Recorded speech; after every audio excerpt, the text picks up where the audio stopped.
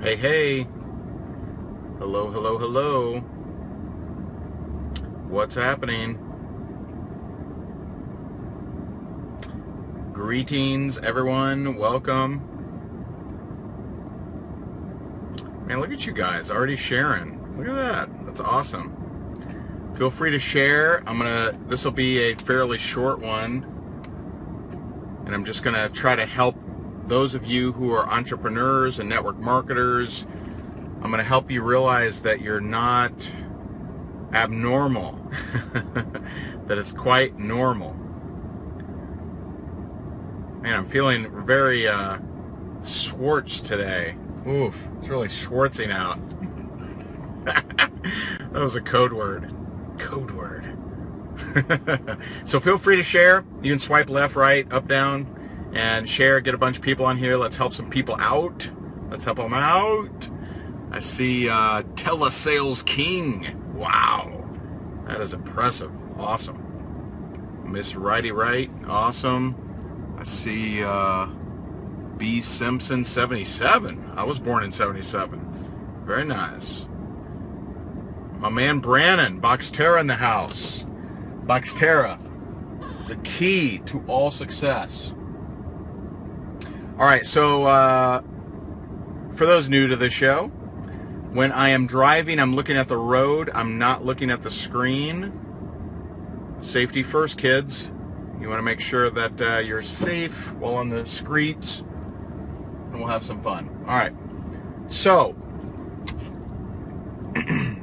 let's talk about it. So sometimes as entrepreneurs, as network marketers, as internet marketers, sometimes the journey sucks.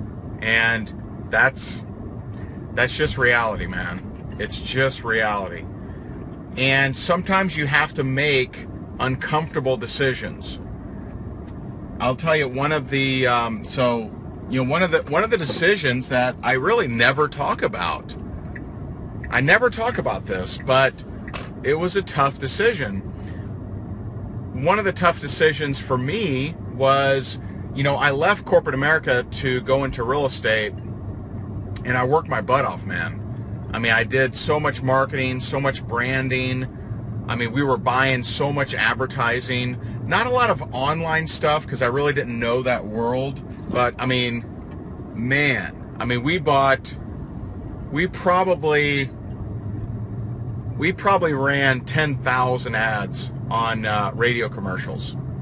I mean, we really, really hammered it, man. I mean, think about this. I bought a U-Haul truck for my real estate company and had it vinyl lettered up. And I was all in. I was buying advertising on stadium seats at high schools. I was buying advertising on pharmacy bags. I mean, I was buying advertising like crazy. I was like the biggest sucker. If you sold advertising, you're like, hey, go get Ray. He's a sucker. He'll buy any advertising.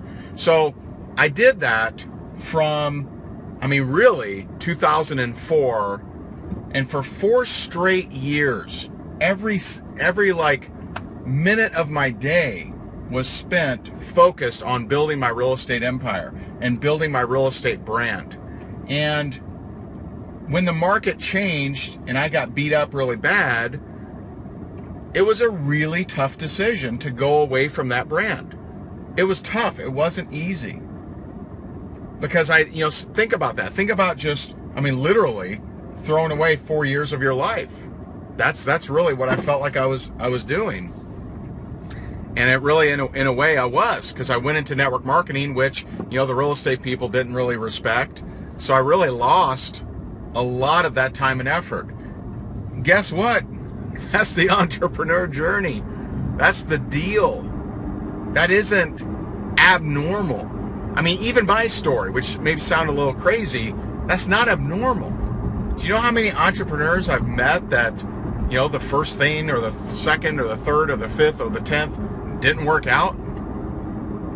Almost all of them. I don't know anyone where I've yet to meet somebody. I'm sure they're out there, but I can't personally think of anyone, at least right now, who went out to become an entrepreneur, and the very first thing they did, boom, had massive success, and it lasted.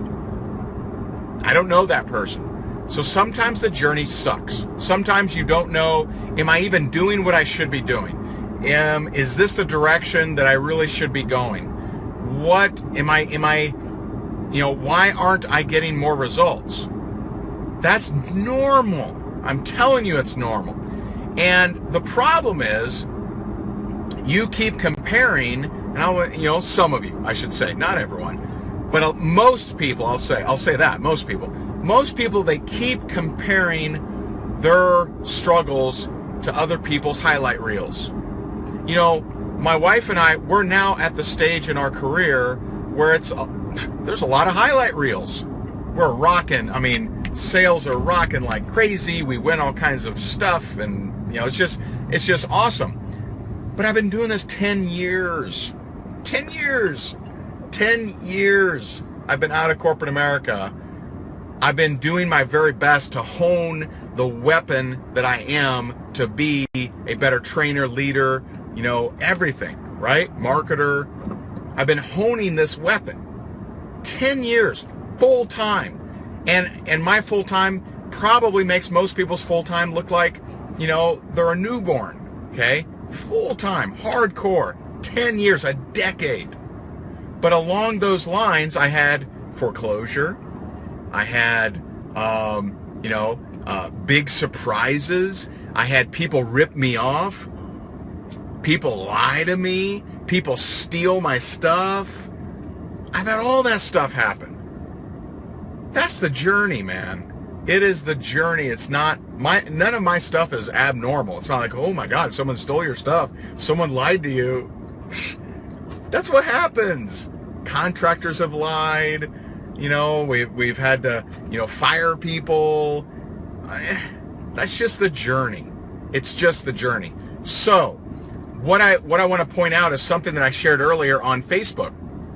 And, the secret is, I think many people think that I wake up out of bed, just fired up and ready to rock the day every single day. That's not the case.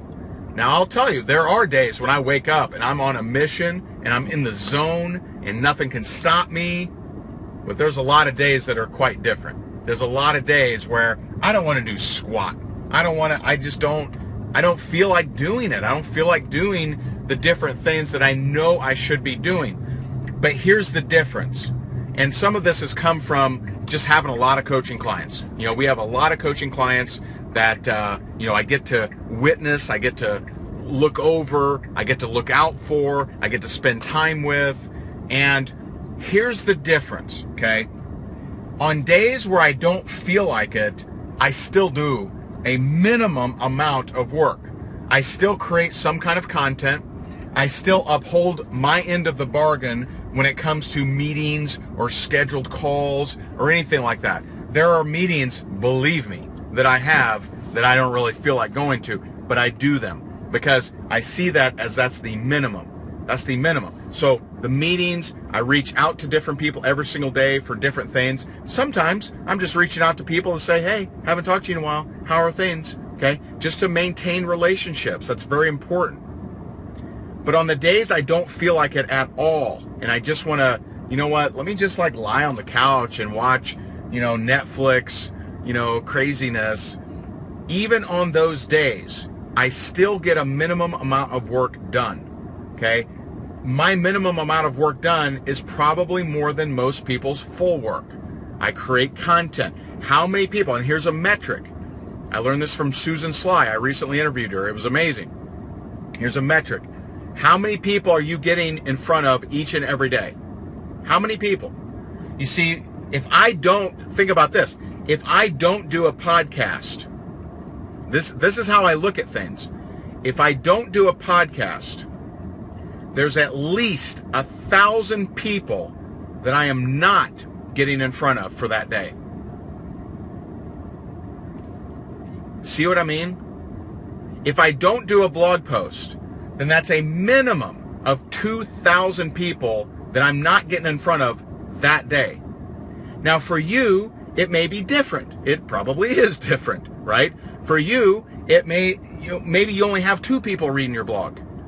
But guess how we got there? We got there by pushing through. We got there by seeing the vision of what kind of impact we could make. We got there by holding the vision of who we wanted to become. I wanted to become someone that before my head hits the pillow every single day, day in, day out, someone says, thank you, Ray. Thank you for making a difference. Thank you for helping me. Thank you for putting out value. Thank you for putting content. We did it, not because we felt like it, okay? Not because I felt like doing it. I didn't feel like doing it. I did it because I held on to that vision. I pushed through the days where I wanted to smash my keyboard because I couldn't stand technology. I pushed through the days of, buying a program and getting into a program and there's like 100 million options and I'm just like, what do I do? How do you eat an elephant? One bite at a time. That's what we've done. So if you have ever felt frustration, overwhelm, confused, uncertainty, welcome to the club. Welcome to the club. You're not abnormal. You're abnormal if you didn't feel any of those things. If you're on here and like, I have never felt uncertain, Ray, I'm gonna question your humanity, because there's only 100,000 times where I questioned it. And if I look at my business right now we're growing from that 7-figure business to the 8-figure a year business. And in that process, we're hiring a lot of people. And guess what? There's a lot of uncertainty. I'm like, man, we've just added like 5 people to the payroll. And I'm just like, I have uncertainty. But that's where your biggest breakthroughs are.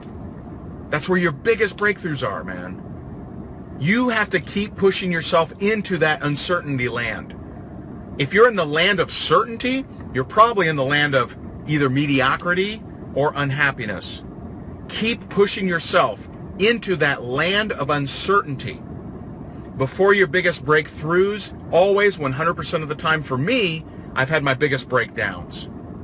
So keep going. It's normal to question your path. It's normal to be uncertain. It's normal to wonder if does any of this stuff make sense? All of that's normal. It's part of the journey.